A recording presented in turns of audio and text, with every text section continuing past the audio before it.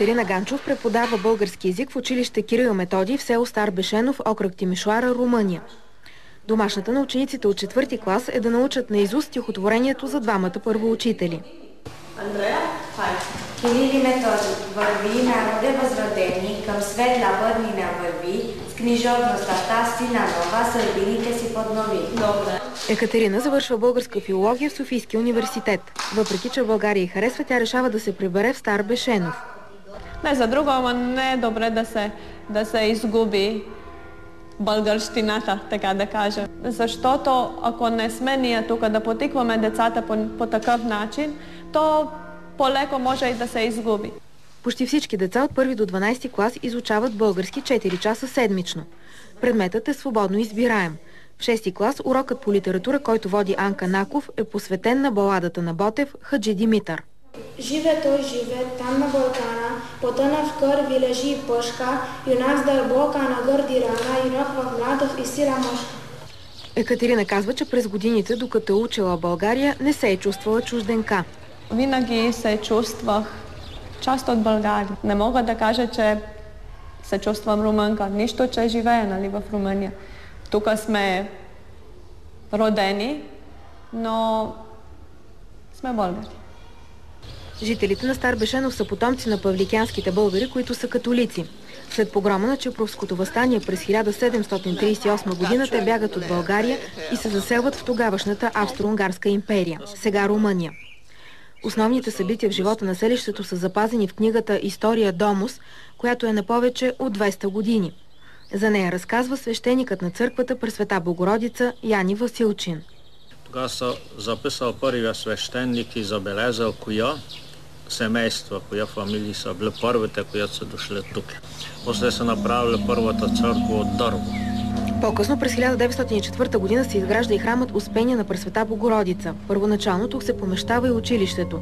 Службите се водят на павликянски диалект, който е признат за втора форма на книжовния български език. Свещеникът Яни Василчен е начело на католическата общност тук.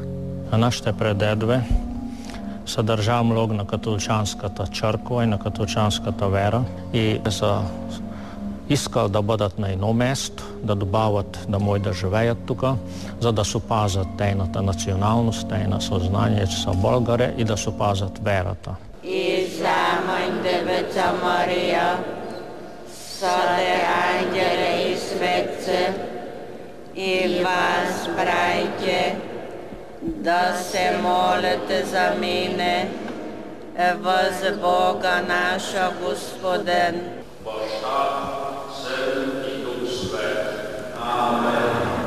За да се запази от асимилиране, през 50-те години на 19 век банатската общност създава своя писменост на латиница.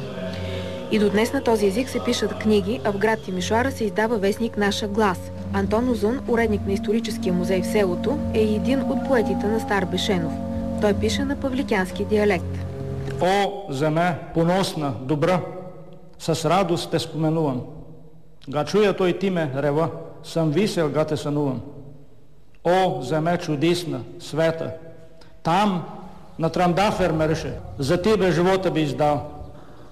О, земе разнисна, милна, за тебе трепират сърца и с вера, чиста, силна, се раждат български деца. Още един фактор е спомогнал да се опази народността на банатските българи. Тъй сме се заопазили, като са те си тук са се женали. За обично път тъй сме се опазили верата. Тукашните хора питат, знаят ли за нас в България? Знаят, Боже. Палето има млади деца учили там и родбин имат, има млади, знаят. Доскоро къщите в селото не са били продавани на чужденци, а само на българи. Дори и в случаите на смесени бракове наделява павликянския говор или както тук му викат палкенски. Така и в семейството на Иван и Маргарита Накови. Те са горди с това, че по-малкият им син Георги Наков е кмет на Стар Бешенов вече с втори мандат. И двете им деца са завършили в България. Вашата съпруга е румънка. Да.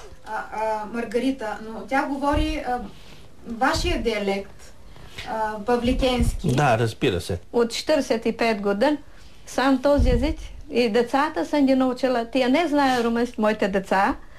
Са научил по-късно от школата. Аз се гордея с той.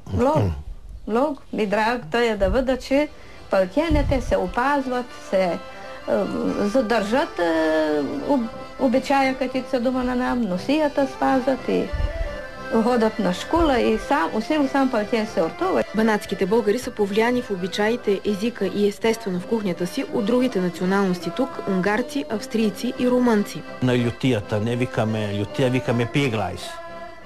Или на самолет. Ние не викаме самолет, викаме реплеги. Това е унгарска дума, която преведено мотамо значи машина, която фърка. И все пак българите в Банат признават, че по народопсихология се различават от българите отвъд Дунава.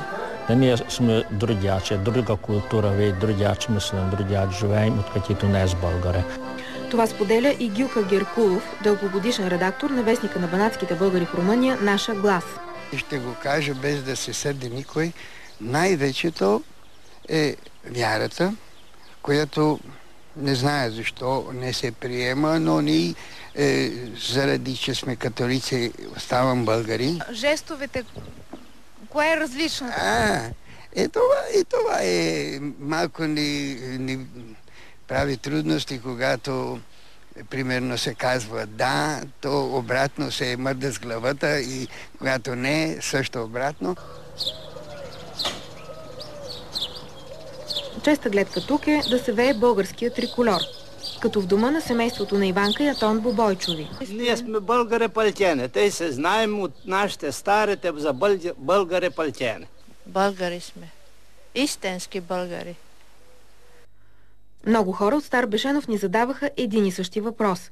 Знаят ли в България за нас? Вие сте дошли от България? Да. Имам там един онук в България, в Велико Търново. Пътя съм била аз, в Вардарски Геран съм била, имам там родбина, а там съм била аз. А младите тук от Стар Бешнов отиват ли да учат там? Ходят, има. За да се запази традицията, възрастните жени предават на своите деца и на внуците си носиите, останали от прадедите им. 79-годишната баба Петра е запазила одеждите си от времето, когато е била млада, за своята внучка. Хубанка е била много нашата носия, ама се е потурала. Не беше. Сам дай празнич децата и облече на програм, не се беше ход. Да, има гостене да дойдат от нея, от България. Аз съм направила на внука и той, мой драг, га я турна главата. Аз, баби, съм българче. Да, баби, българче.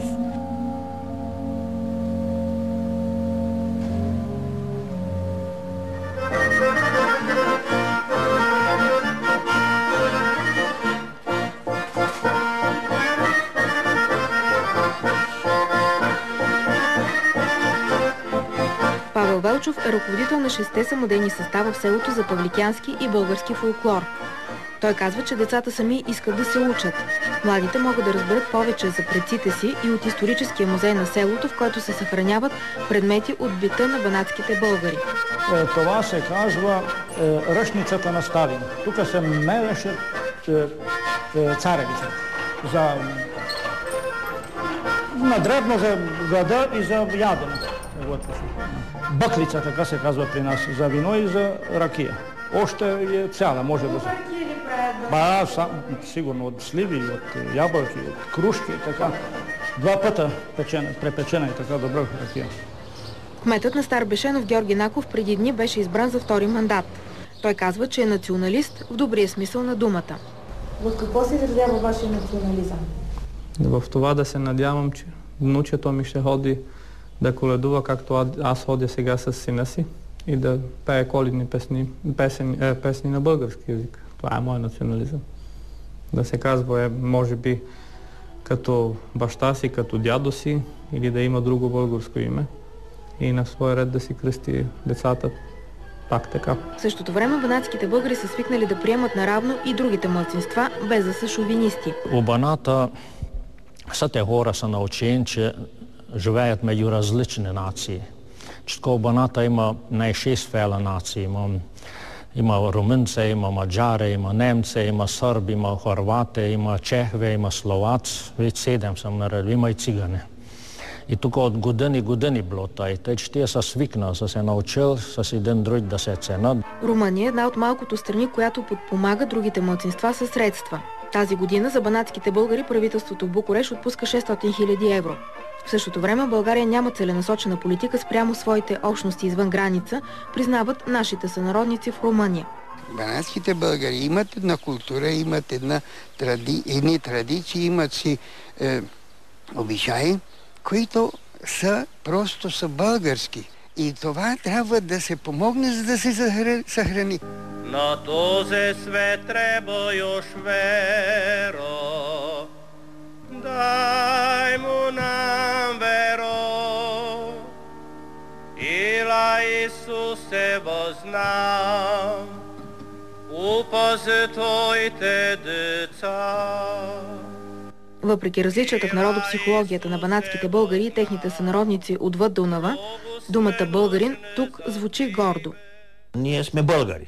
Ние това си знаеме и това искаме да останеме до когато сме тук на тези места. Ако не бихме се гордели, това нещо, мисля, че нямаше да бъде тук.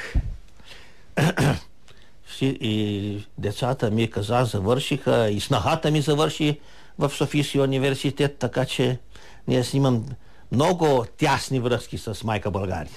Кметът Георги Наков признава, че вика за два отбора – футболен клуб Раковски и местния Победа Стар Бешенов. Преди всичко обаче всички сме запалянковци на българския национален отбор. Какво искате да кажете на българите, които са там? Еле да поздравям много, да дойдат гостени. Да дойдат да се видим тук, да те опознаем, бебе, тук на да са стей.